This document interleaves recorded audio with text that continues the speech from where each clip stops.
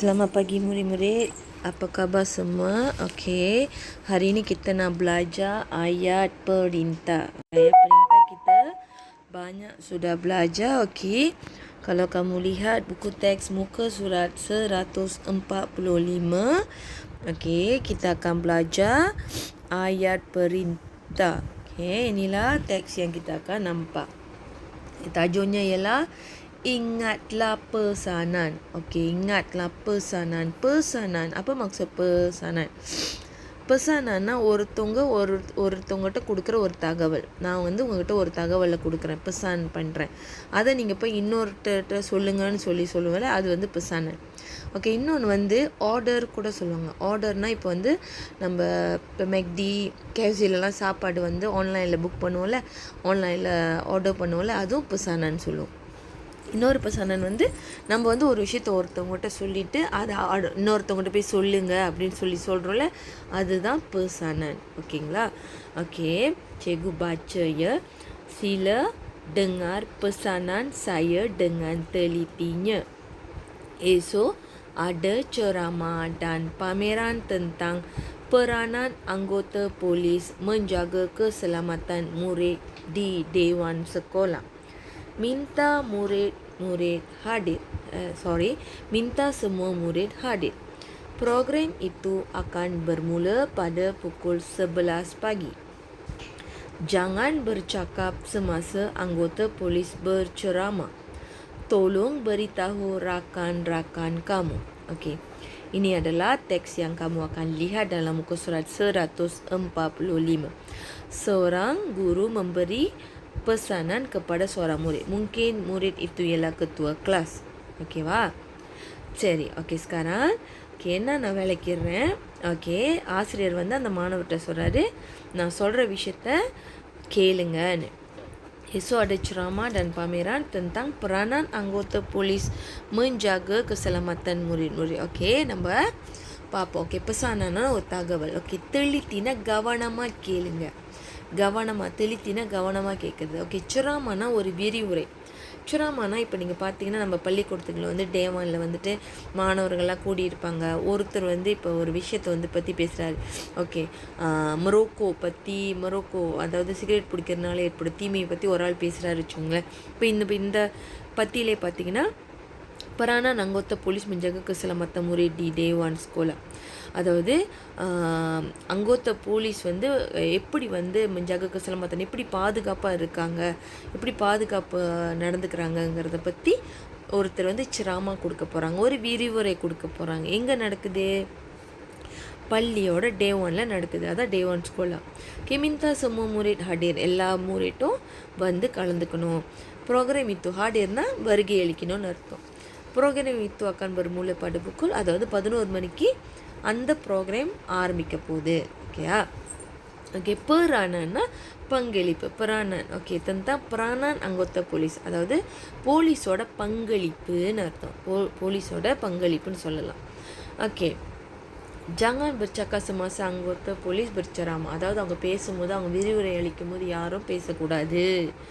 tolong beritahu rakan-rakan kamu, அதாவது உன் நண்பர்கிட்ட சொல்லுங்கன்னு அந்த ஆசிரியர் அந்த மாணவர்கிட்ட சொல்கிறாங்க. ஓகே, இனி இடலாம் பெசானன். ஓகே, அந்த பெசானனை அந்த மாணவர் போய் அவங்கக்கிட்ட மாணவர்கள்கிட்ட சொல்லும் போது எப்படி சொல்லுவார்? கீழே பாருங்கள் அந்த டயலாகை. கவான் மின்தா perhatian, கவனம் செலுத்துங்க. perhatianனா கவனம் செலுத்துங்க. சிலா ingat pesanan cikgu Tan. Okay, அந்த ஆசிரியர் பேர் என்ன? cikgu Tan. ஓகே, சிலா ingat pesanan cikgu Tan ini அப்படி சொல்லிட்டு அவர் என்ன சொல்லுவார்? ஓகே, அங்கே மேலே உள்ள டெக்ஸ்ட்டை அப்படியே தான் சொல்லுவார். Esok ada ceramah dan pameran tentang peranan anggota polis menjaga keselamatan murid di Dewan Sekolah. Minta semua murid hadir. Program itu akan bermula pada pukul 11 pagi. Jangan bercakap semasa anggota polis berceramah. இந்த மாதிரி தான் அந்த பெசானனை அவர் போய் சொல்லுவார். Okay,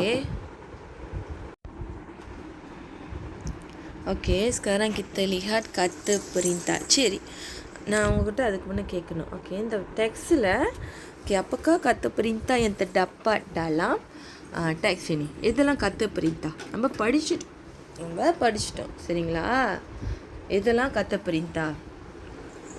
okay, அந்த black கலரில் இருக்குல்ல, okay, ayat yang berwarna hitam, அதில் எது வந்து kata perintah?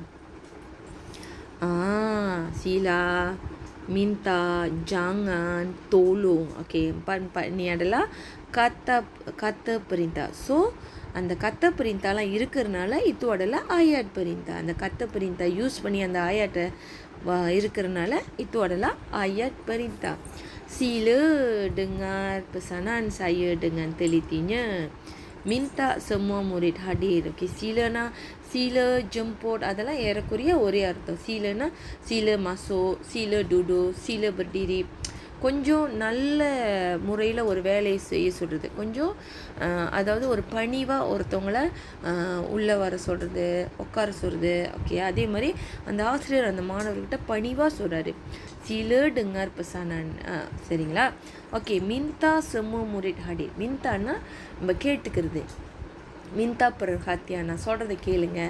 ஓகே, நாளைக்கெல்லாம் வந்துருங்க. அப்போ minta அதான் நம்ம கேட்டுக்கொள்வது. ஓகே, jangan உங்களுக்கு தெரியும், ஒரு வேலையை செய்யாத jangan.